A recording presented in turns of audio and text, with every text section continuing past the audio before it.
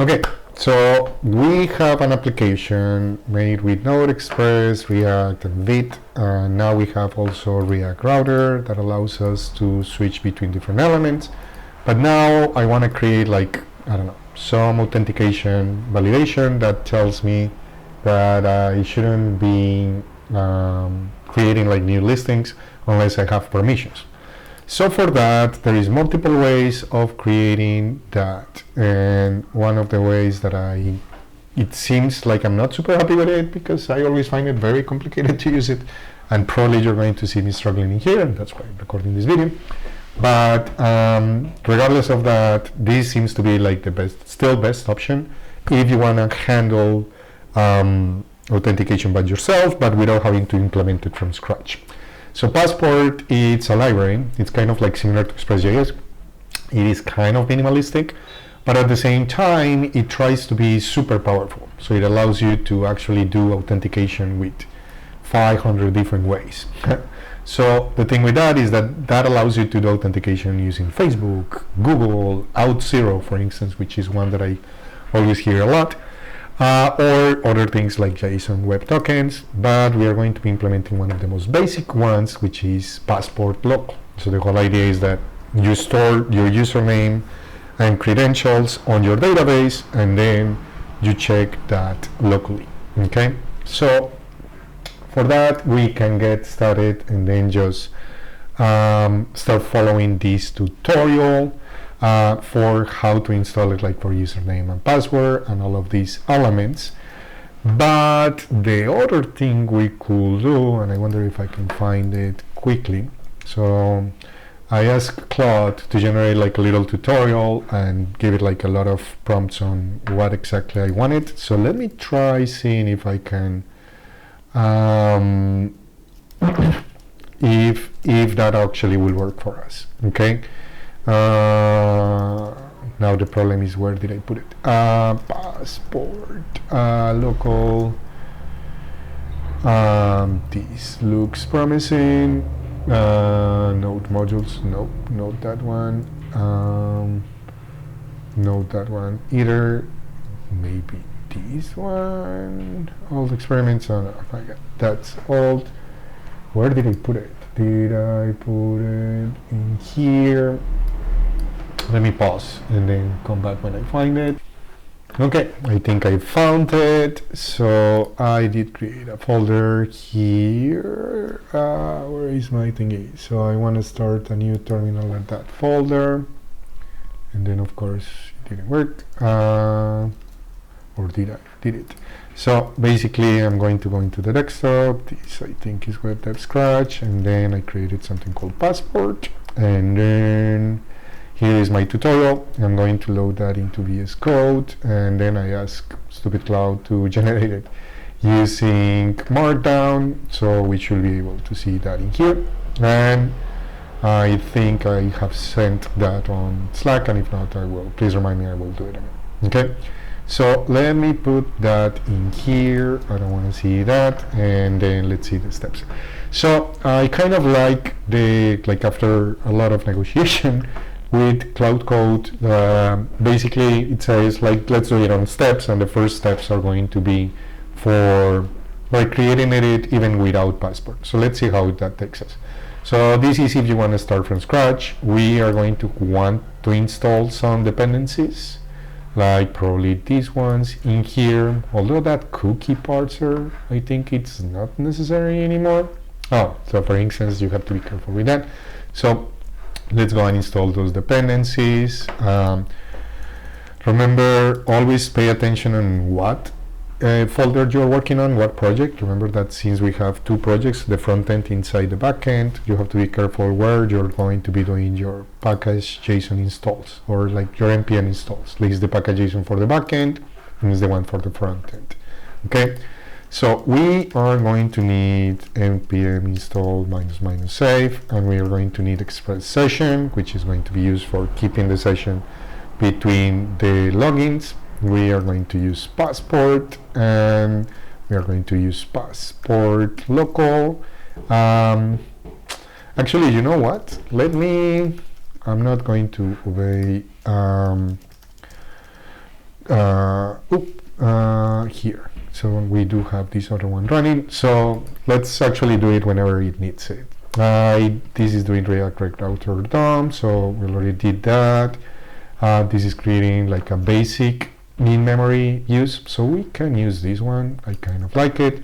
So let's go in here, and that is going to be for the backend. So I'm going to create, I guess, in here, and let's follow what they're saying in there. And I want to create a models folder, and inside that I want to create like users.js. So this is going to be like just like a basic element. As you can see, this is a replication of an in-memory user storage. So we have a function that allows us to create a user, and then another function that allows us to find users by email, by user ID, and to get all the users. Basically, we just have like an array of users.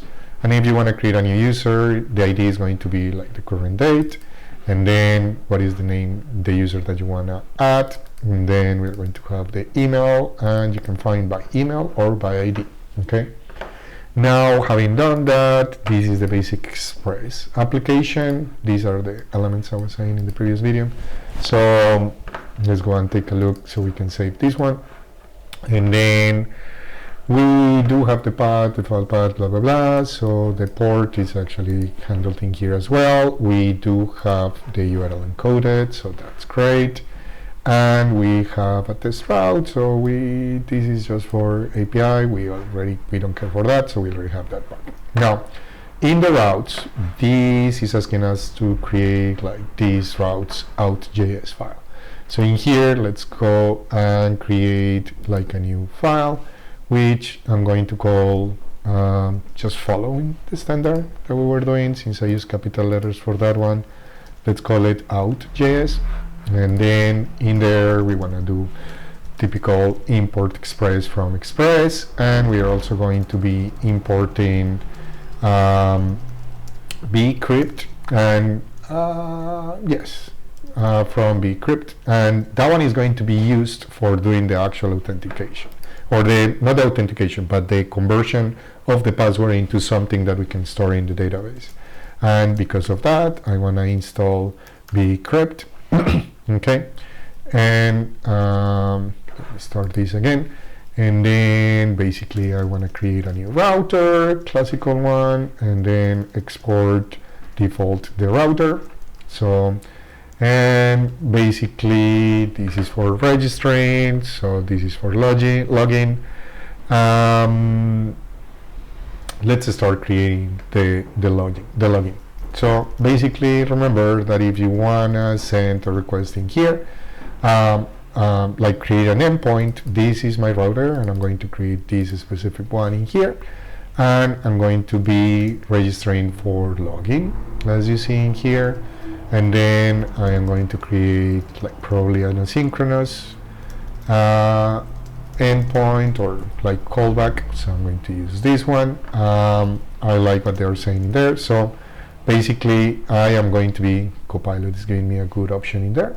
So I want to get the username and password that is coming from the front end. And then I want to get the user from, and then I'm going to have to import in here,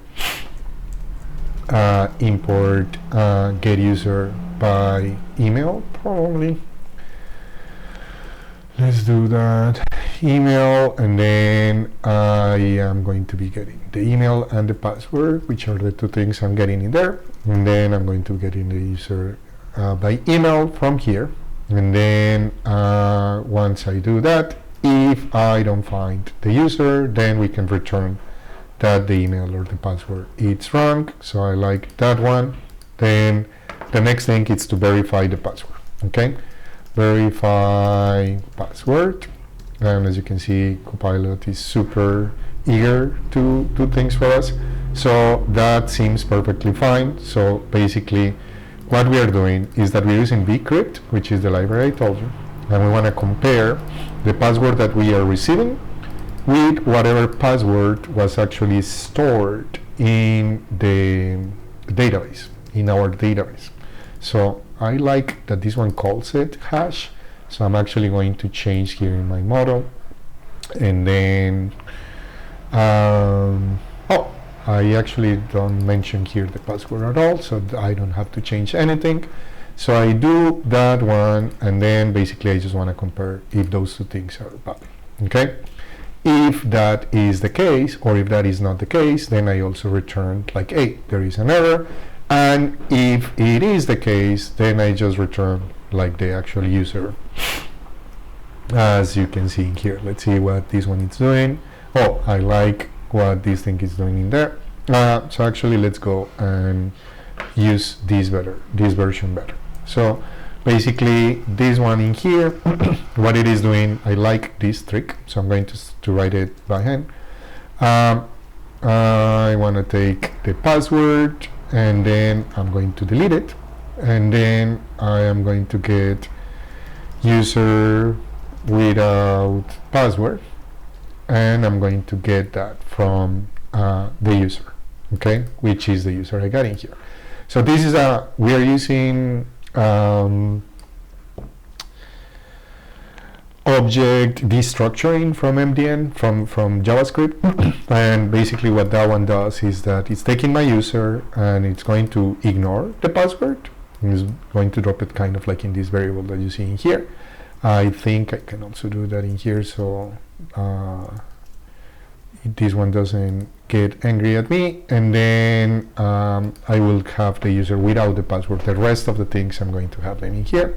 And then basically I'm going to take and return status 200 and return the user, and yeah, I'm going to send like actually the whole user in here from the user without password, as you can see in there. Then ESLint is angry at me for this one. Can I have to have a name in there. I don't think I can do that, so I'm going to have to ignore that part for the moment. Now, the other thing this thing is recommending us to do is that we should wrap all of that into a try catch. So let's go and do that one, and then here, and then if there is an error, like you should be showing that in the console and then sending that in there. So it's very similar in here, and then the message, there was a server error, and I like that this is saying just send error message in there. Does that make sense? So basically we just created a login page, and then that login page, it is going to be authenticated. The only thing it does is that it takes the information from the front end, and then it authenticates, it tries to find the user from the database. In this case, it's just a local database. You need to change that to Mongo, and then it removes the password, and then another way we could do that, and especially that wouldn't get the ESLint error, is that we could just say delete user password. So, and then we can just send the user in here, regular. So, I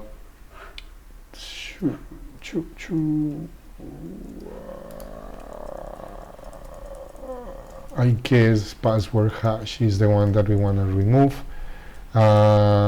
Yes, that comment I like better. Okay, so now we have that part, and we can start like adding this specific route to the server. So let's go and put that in here. So this is the listings router, and we are going to have like an out router, and this one, it's going to be from out, as we see in here, and we can append these listings in here into, and actually I'm going to put all of these into out. Oh, I kind of like the idea of API out. I wonder if I can do that given that I already have the other one. So probably have to put it like that. We will test. We'll see if it works. And then this is where I put this out router. Then I can restart the server. No, and I like it because we can test it from the console, and let's see if it actually works in there. Cannot find module user model. Models, and that it's, I probably guess, from this one. So Copilot made a mistake in there. Shame on you, Copilot. So it should be like these users, and then get user by email. We call it find user by email. So we have that one, and now that one is working. And as Claude, excuse me, recommended in here, you can then go and test this using something like this, curl, and then let's see what happens if I do that. I am not running things on the port 5000, so I'm actually running in the 3000. So it is telling me that the username and password is right. Okay, that's great. So and then let's actually go and incorporate also the code that they have for the register, which is this one in here. And then if we go in there, this is going to be my other endpoint. So let's go and see the different elements. So basically, we are going to have the register. We are getting email, password, and name from the body. And then if doesn't provide any of these, then it's going to return an error. If the user already exists, then it should return an error. Okay, status 400 errors. And then it's going to hash the password, as you can see in here. And is going to create a new user, and that one I changed. No, I didn't. So it's actually create user in here, as you can see, and then it creates a new user. It deletes the password. So I don't like the. I wonder if that's anything wrong with that. Copilot was trying to complete using hash, but in this case it doesn't need it, and I just sent that here. So if I do this, then basically I could then having that one seems to be running, then I can test using curl. So this is going to be the curl for that. Let's change the port right away to this one. And then this is telling me that the user was created successfully, right? And then I can curl the other one that it's not the register, but the login using that same one. Data and hash arguments required, internal server required. Data and hash in the object compare. Oh, so probably, yes. So I didn't provide this one, so let me do a little console log in here that says user found, and then provide that.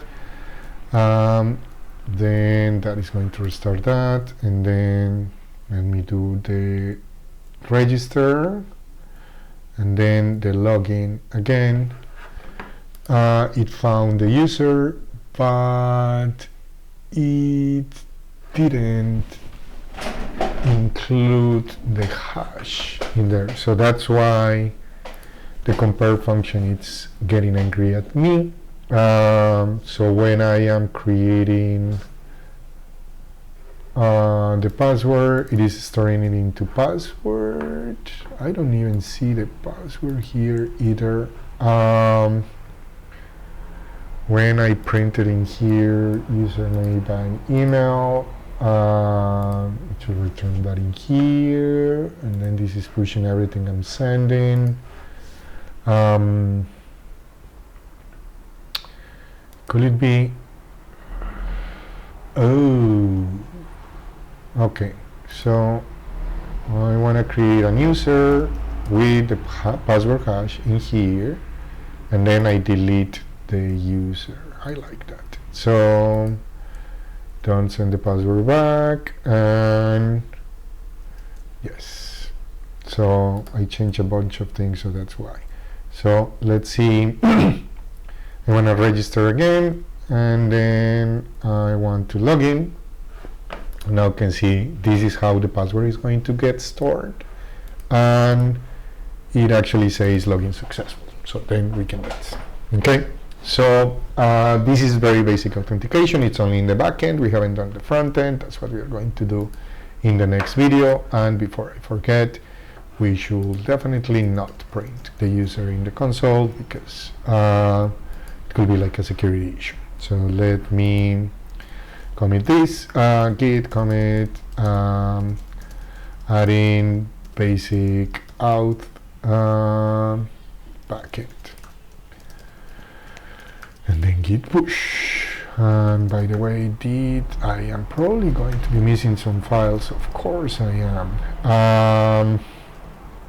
So git add front end source components, navigation bar, front end source pages, and models and routes out, and then I can do that. And then I apologize, not the cleanest push or commits, but hopefully now it should be complete. So in the next video, what we are going to do is to start like doing it, but with passport now. Okay.